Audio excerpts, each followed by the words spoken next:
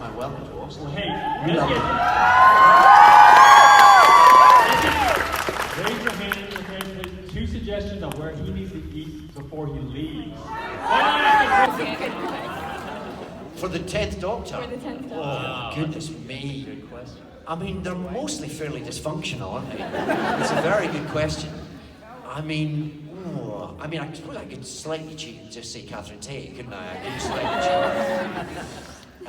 Although her character in The Office is not probably who you'd want to hang out with for very long. I'm sure Dwight would want to be the assistant doctor. Dwight would, but I don't think Dwight and the 10th Doctor would get on too well. Oh God, I suppose it would be Pam or Jim, really, wouldn't it? Maybe together. They could be like that would be nice. Have Pam and Jim. Yeah, they'd be like Rory and Amy. Yeah, exactly. That would work. I'll take them. I want them to be my friends. It's a fine store with many great things in it. But you know, I also have uses for Walmart, and I don't want to exclude one from my. Should I be excluding one? Is Target definitely winning here? When most of us die, we want to go to Target. Have we got any Walmart fans? Yeah, like 5 people. Okay. Is that because you work for them? They work there. They have exotic food in Walmart? Pumpkin spice cinnamon rolls year round.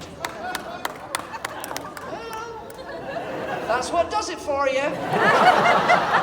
It's the same roll. There's only one. Nobody ever buys it. It's just still sitting there. They pass it round Walmart.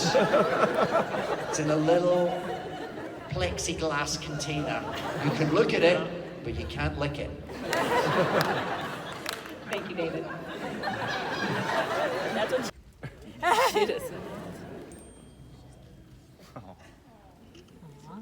Okay.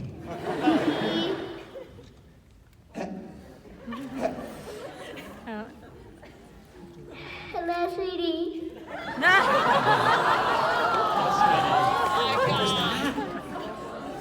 Oh, hello, sweetie.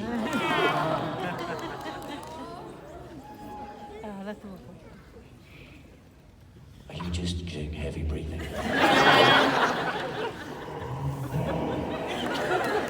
I am your father.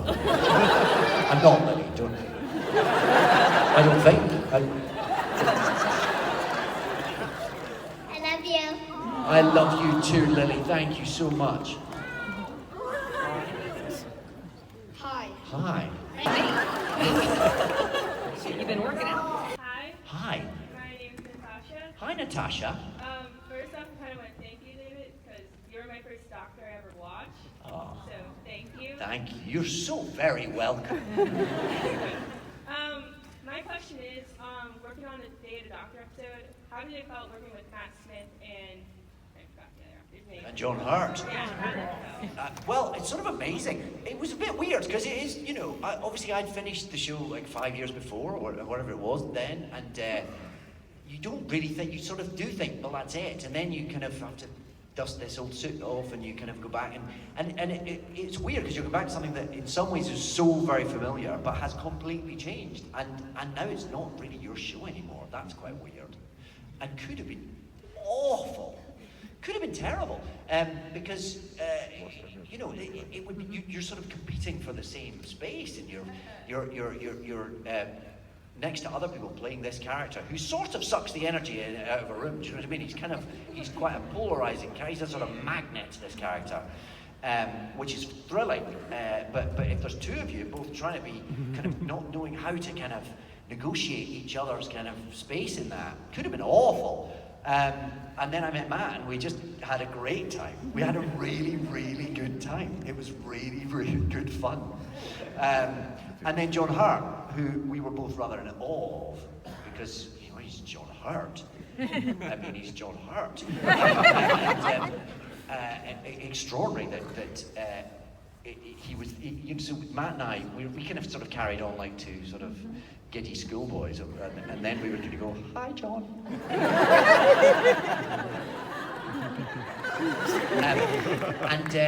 so we were sort of thrilled to be kind of having this sort of enjoying this, playing this part together really, and then thrilled to be in the same room as this legend who turned out to be a hoot. Because again, that could have been awful. He could have been, I mean, he could have been anything. He's John Hurt. He would have every right to be whatever he decided. He could have been a total arse. But he was just lovely and thrilled to be there and thought it was great fun and had the most amazing stories of sort of his crazy days in the 60s and the people he'd hung out with, stories that could never be repeated. And it was just great fun to sort of be around. So the whole experience was a joy, really, from start to finish. And I'm so glad it was, because it would have been horrible if it had been I had such a special time doing the show day to day that to return to it and to not have a similarly joyous experience would have been very sad. But it wasn't. It was everything that I sort of hoped it might be. So it was great. It was lovely. It was a really happy time. And of course Billy was there, and it's always fun to hang out with her. And then I'd never met Jenna before, and she's lovely, and everyone involved. You know, it was a very special thing to be part of. We have a John Hurt audience here. Just stand up. John, Stand up. how are you? Look, good. Excellent. Nicely done. Yeah. Thank you. Thank you. It's weird.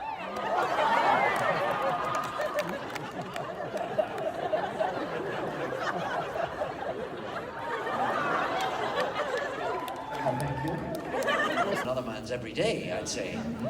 A weird candy sweet? Is there anything like dessert? Wow. These are questions I should have had in advance. Like a month ago. This needed a lot of research and work. I don't know. What was that? What do you like that's normal? What do I like that's normal? That could get some boring answers. What do I like that's weird? What does your wife think is weird? What does my wife think is weird? Oh, that's a whole... Only have 45 minutes. Yeah. Well, there is, I do like peanut butter on some nice spongy white bread, peanut butter with slices of a smoked salami sausage sunk into it. Come on. Up to anyone, I think, living with that inside your head. It's it's a fascinating character. I think he's a brilliant creation because of that. Because actually, what Melissa Rosenberg, the writer, and her team explored, I think, really brilliantly is the psychology of that and how that would have, what that would do to a human being, to have this thing where you couldn't judge